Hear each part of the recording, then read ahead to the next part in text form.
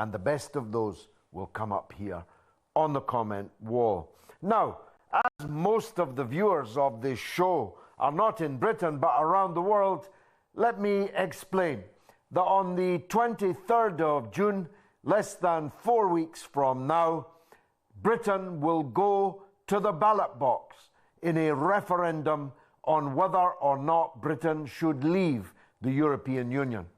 It's 50-50, although in the last couple of days, the opinion polls have turned in favour of leaving, what's called Brexit, British exit from the European Union. The elite throughout Europe, indeed throughout most of the world, is in panic stations because a British exit from the European Union could very well bring about the final collapse of the ailing, flailing, increasingly vicious outfit known as the European Union. Let me tell you what this is not about. It is not about internationalism. You don't get any more internationalist than me, and I'm campaigning for Britain to leave the European Union. Neither is it about nationalism. Nothing nationalist about me, neither Scottish nor British. I love Europe. I love its people. I would love to be in ever closer union with its people, but not in this EU.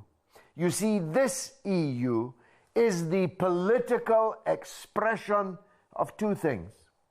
The first is it's the political expression of NATO. Indeed, its seeds are in exactly the same piece of the garden. After the Second World War, the beginning of the Cold War, the need to confront the then Soviet Union, now, of course, just Russia, the political and economic expression of NATO was the European Coal and Steel Union, which became the European Economic Community, which has become the politically ambitious European Union. That's the first thing that the EU is an expression of. And the second thing is that it's an expression of neoliberal economics. The bankers, the model of finance capital made famous or infamous over recent years following the crash in the banking system and in the finance sector. That's what it's all about.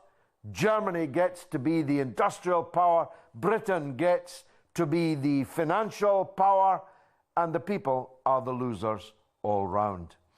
I declared last summer, at the height of the crisis in Greece, when the Greek people were being ground into the dust in the name of neoliberal orthodoxy, told that they must give their blood to satisfy the bankers, I declared that I could not ask anyone to vote for such a European Union. Now, of course, there are all kinds of people on both sides of this argument.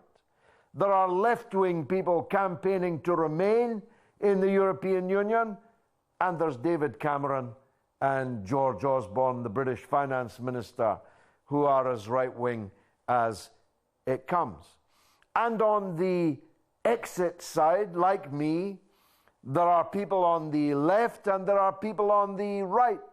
There are people who hate internationalism. There are people who very definitely are British nationalists. But it's a binary choice.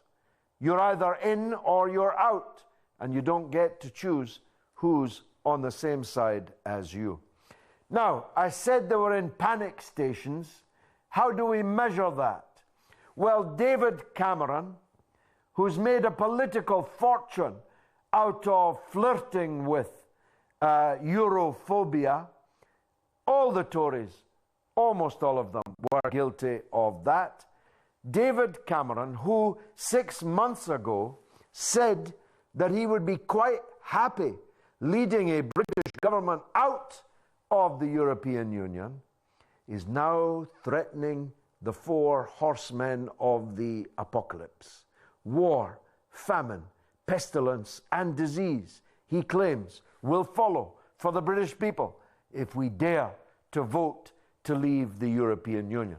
So hysterical has the scaremongering and the lying become that actually it's beginning not just to have diminishing returns, but positively to be backfiring.